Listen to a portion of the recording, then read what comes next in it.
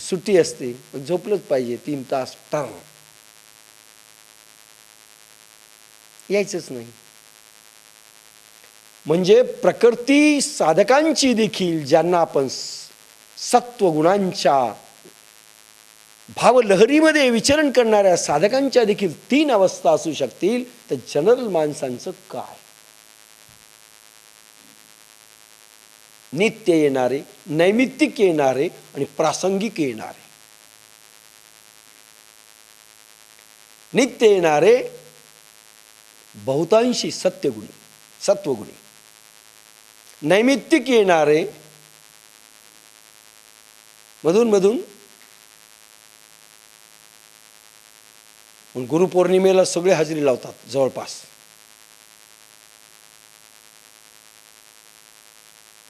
कारण गुरु ज्ञानेश्वर हजेरी लावली पाहिजे. बाकी टाटा बाय बाय, फिर मिलेंगे गुरुपौर्णिमा के दिन, नंतर नाही. काही प्रासंगिक हे रजोगुणी आणि नाही नैमित्तिक, आणि प्रासंगिक हे तमोगुणी. मधून मधून येणारे कोणता आहे? शिवरात्री येतो साधनेला. भगवान शिव काय करतील सांगता येत नाही. आणि साधा सुधावार नकोच. खास वारी सांगत चला बरं का आपल्याला, खास वेळेस. हे साधकांच्या अवस्था आहेत. म्हणून स्वभाव इंद्रियामधील बदलणं प्रकृतीच्या अधीन आहे, गुणांच्या अधीन आहे. आणि म्हणून कर्म सुटलं म्हणणं हे साधकांचं सांगितलं, भक्तांचं सांगितलं. तर जे अभक्त आहेत त्यांचं तर विचारायला नकोच. संन्याशामधले देखील असे तुम्हाला प्रकार सापडतील. रोग झाले, किती विज्ञान सांगा, ऐकणार नाहीत ती महाराज लोक. का? फार घाम असेल एखाद्या महाराजाला, खूप ढेरी असेल, डायबिटीस खूप झालेला असेल, BP खूप वाढलेला असेल, समजायचं यांचा कंट्रोलच नाही जिभेवर. जोंड रसनेचा अंकिला, मग सवेची निद्रे विकिला, तो नाही येत मणितला अधिकार्या. अरे एंट्रन्स घेण्याचाच अधिकार नाही म्हणून सांगितलं. हे तर संन्याशी होऊन बसलेत. एंट्री देखील यांना देऊ नका, ज्ञानेश्वर म्हणाले. भलेही तो संन्याशी असो, भलेही तो पीठाधीश असो, भलेही तो मठाधीश असो. अवघड आहे बरं का. वैज्ञानिक विज्ञान सायन्स हे फार अवघड आहे आणि समजून घेतलं पाहिजे. आज नाही कालांतराने हेच पुढे येणार आहे. पण ही कॅसेट आजच्या काळाकरता आहे असं समजू नका. काही लोकांना पचणार नाही, पण भविष्य काळाकरता. ही केवळ तुमच्यासाठी सांगतोय असं नाही. भविष्याच्या येणारी शार्प पिढी ओळखून घेईल काय करावं काय करू नये, त्यांच्याकरता आपण निमित्त आहोत. कर्मपराधीनपणे निपजत असे प्रकृती गुणे. म्हणजे महाराज लोकांचं सांगितलं, भक्तांचं सांगितलं, संतांचं सांगितलं, साधकांचं सांगितलं. बाकीच्यांचं विचारायची सोय नको. आपल्याला वाटतं ज्यांचे इंद्रिय ताब्यात असतील त्यांचे हाल सांगितले, बाकीच्यांचे काय, एवढाच प्रश्न आहे. आणि आता समजलं म्हणून पुढे सरकतो. देखे म्हणून मानवी एरवी धरी बोकळी अंतःकरणे वाहिजे वाया. आणि म्हणून मी कर्म सोडतो आणि कर्म माझं सुटलंय असं म्हणणं हे वायाची आहे, वायफट आहे, बेवकूफपणाचं आहे असं माऊली सांगतात. आता पहा अजून सूक्ष्म गेलेत माऊली. देखे रथिया रूढीजे, मग जरी निश्चळ बैसीजे, तरी चळ होणी हिंडीजे परतंत्रा. काय गोड ओवी, अतिशय सूक्ष्म ओवी. काही महाराज साधना करताना तुम्हाला दिसतील, बळजबरी का असे ना पण डोळे झाकलेले दिसतात. आतमध्ये काय झाले तुम्हाला काहीच पता नसतो, त्यांची त्यांना माहीत असतं. आपल्याकडे काही साधक डोळे झाकून बसलेले दिसतात. आपल्याला वाटतं बहुतेक लागली तंद्री आपली लागली नसेल आणि यांची नक्कीच लागली असेल. त्यांच्यासाठी होई देखे रथिया रूढीजे मग जरी निश्चळ बैसीजे. रथावर बसलात. आता माऊलीला कार शब्द नाही वापरता आला का नव्हती. रेल्वे कार त्या काळात रथ शब्द होता. रथावर बसले. आपण नंतर उदाहरण घेऊ कारचं. आता रथ कुठे आहे कोणी म्हणेल, बरोबर आहे, पण त्या काळाचं उदाहरण घेऊ. देखे रथिया रूढीजे, रथावर तुम्ही बसले पण शांत बसले. सारथी रथ हाणतोय आणि तुम्ही आपलं समाधी ध्यान लागलंय. तुम्ही म्हणाल मी स्थिर आहे. देखे रथिया रूढीजे मग जरी निश्चळ बैसीजे तरी चळ होऊन हिंडीजे परतंत्रा. अनुभवाने पहा, रथात चौचाकीत बहुचाकीत जाऊन बसल्यावर मग जरी अडोल राहण्याचा प्रयत्न केला तरी गाडीच्या स्वाधीन असल्यामुळे तिच्या गतीप्रमाणे तो डोल गती घेऊन हिंडतो. तुम्ही रथात बसले आणि म्हणाले मी आता साधनेत बसलो, आता मी अडोल झालो, आता हलत नाही डुलत नाही. तुमच्या हातात हलणं डुलणं नाही. रथ जसा तुम्हाला नेईल, हिसका लागला, खड्डा आला. आता कारमध्ये आपण बसतो साधना करीत, जीपमध्ये बसलो, वाटतं काय छान बसलो आणि एकदम गचका लागला, होतं की नाही? तुमच्या हातात आहे का? आपल्या हातात नाही. कारण रथ जसा चालतो, चार चाकी वाहन जसं चालतं, बैलगाडी जशी चालते, कार जशी चालते, जीप जशी चालते, त्याच्या आधारावर तुमचं हलणं किंवा न हलणं अवलंबून आहे, तुमच्या बसण्यावर ते नाही. लक्षात घ्या, हा रथ आहे. सारथी म्हणे, इंद्रिय घोडेत, सारथ्य करणारं मन आहे.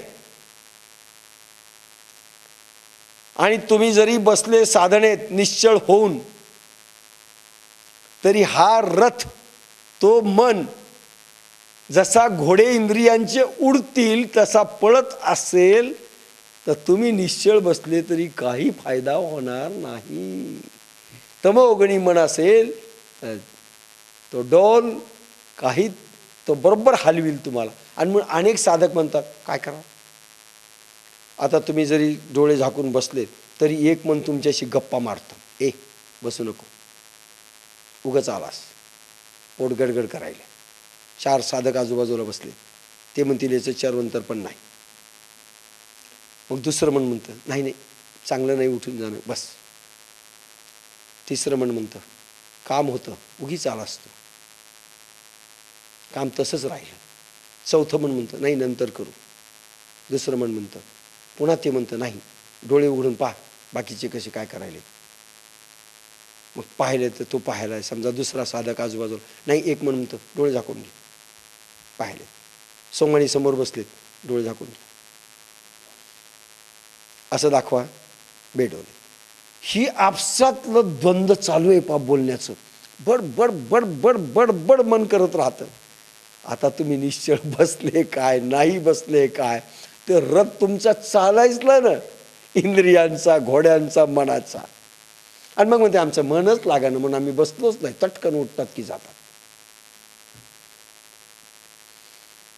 काय माऊलींनी सुंदर सांगितलंय. अरे साधनेला बसल्यानंतर ही बोंब आहे की रथ तुमचा सारथी कसा आहे, मन तमोगुणी आहे की रजोगुणी आहे की सत्वगुणी आहे, त्याच्यावर अवलंबून आहे तुमचा खेळ, तुमच्या बसण्यावर अवलंबून नाही.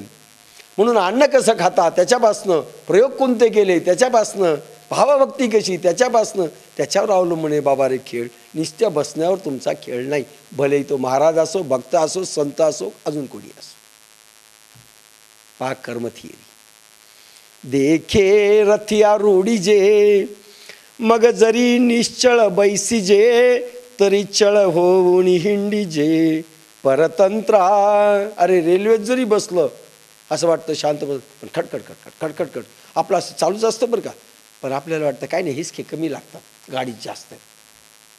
पण हिसका नसतो असं समजू नका, आपण चालत असतो. असं आर्टिफिशियल करून पहा बरं, नाही ते ऑटोमॅटिक होतं ना, चांगलं आहे. म्हणून ज्यावेळेस सुट्टी असते त्या तिकीट चेकरला झोपच येत नाही. मग त्याच्या बायकोला असं हलवावं लागतं, खडखड खडखड खडखड खडखड, मग त्याला झोप लागते. कसं सवय झालेली असते. इंद्रियांना जशी सवय लागली, एक घोडं होतं, लग्नाचं घोडं, माहिती ना तुम्हाला. लग्नाचं घोडं होतं त्याला एक सवय असायची. ते नाचायला लागले पुढं, वरातीमध्ये नाचतात ना, त्यावेळेस त्यांनी थांबायचं आणि पुन्हा बँड वाजायला लागला, नाचणं बंद झालं की मग चालायला लागायचं. आता पहा नवरदेव बसतो त्यावेळेस 4 जण अनकंट्रोल डान्सवाले डान्स करतात. नृत्य त्याच वेळेस दाखवायची कला, कारण एरवी कोणी पाहत नाही. आणि बळजरी पाहावं लागतं तो क्षण म्हणजे फक्त नवरदेवाच्या पुढे, बाकीच्यांना गपचूप पाहावा लागतो सीन. एरवी तिकीट जरी लावलं, फुकट जरी दाखवलं तर कोणी पाहत नाही यांचा खेळ. म्हणजे मस्त नाचतात, पूर्ण अनकंट्रोल डान्स असतो तो. थै थै थै थै थै थै, तुमची इच्छा असो नसो पाहावा लागतो. आणि घोड्याला सवय होऊन जाते की डान्स चालला म्हणजे उभं राहायचं, डान्स बंद झाला की सुरू व्हायचं. आता त्या माणसाचं वाजलं दिवाळं, त्यानं घोड्याच्या टांग्याला ते विकलं ते घोडं. आता घोड्याच्या टांग्यात त्याला सवय, डान्स केल्याशिवाय चालायचं नाही पुढे.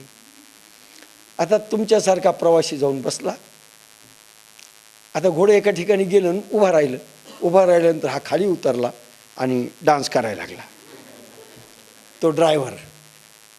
आणि मग बसायचा, मग ते घोडं चालायला लागायचं. पुन्हा थोडा वेळ बंद झाला की पुन्हा तो डान्स करायचा, पुन्हा चालायला लागायचा. हे म्हणले हे काय, म्हणले वरातीतलं घोडं विकत घेतलं. आता म्हणले मी डान्स करतो, हा म्हणला, आणि तू घोडा हाक. अशी सवय होऊन जाते. अशी सवय एकदा इंद्रियांना जी झाली, रजोगुणाची, तमोगुणाची, सत्वगुणाची, म्हणून तुमच्या अधीन कर्म नाही आहे. तुम्ही जसा त्याला बनवलंय तसा तो खेळ आहे. का उचलिले वायू वशे, चळे शुष्क पत्र जैसे, निचेष्ट आकाशे परिभ्रमे. किंवा झाडाचे निर्जीव वाळलेले पान जसे वायूने उठलेल्या वावटळीत सापडून आकाशात गरगरते. झाडाचं पान तुटलं, वाळलेलं, त्याच्या हातात आपला जीव नसतो. जसं वारं वाहिलं तसं उधळलं जातं. आणि माणसे अशीच आहेत बरं का. जशी मॉब सायकॉलॉजी एक शब्द आहे, जसे उधळले लोक हे उधळतात, मॉब सायकॉलॉजी. तसं शुष्क पान आहे शरीर, जसं वारं वाहतं याच्यामधलं आतलं, तसं उधळल्या जातात हे इंद्रिय. गुलाबजामू पाहिले की सरळ जातात तिथे. 4 पत्रिका जर लग्नाच्या असतील ना, आपण मेनू पाहतो. पोखरणाकडे आहे, बोरीकरकडे आहे, देसाई मोरेकडे आहे, आणि अजून भंडारेकडे. मग त्यांना विचारायचं आचारी कोणते लावलेत. मग अंदाजा बांधायचा. हैदराबादचे आचारी पोखरणाने आणलेत, इंदोरचे आणलेत, ठीक आहे इथे जाऊ. आणि डॉक्टर भंडारेने हे जे सप्तामधले आहेत ना लोक, हा जो सप्ताह होतो किंवा ते एकादशीला द्वादशीला जे काही होतात तेच लावलेत, ठीक आहे. वरण भात भाजी पोळी. कुठे जायचं हे ठरवले जातं. असं आपल्याही माणसांचं आहे. तसं जसं वाहतं तसे उडायचं. तैसे प्रकृती आधारे कर्मेंद्रिय विकारे निष्कर्मही व्यापारे निरंतर. त्या पानाप्रमाणे ऊर्ध्वमुख अगुणी मायेच्या आधाराने कर्मातीत स्थिती आलेला ज्ञानबुद्धी योगीही कर्मेंद्रियांना गती देऊन कर्मे निरंतर करून घेतो. हा निष्काम निष्कर्म व्यवहार कसा होतो हे गुपित अनुभवी समजू शकतात. त्या पानाप्रमाणे उडणाऱ्या ऊर्ध्वमुख अगुणी मायेच्या आधाराने कर्मातीत स्थिती आलेला ज्ञानबुद्धी योगी कर्मेंद्रियांना गती देऊन कर्मे निरंतर करून घेतो.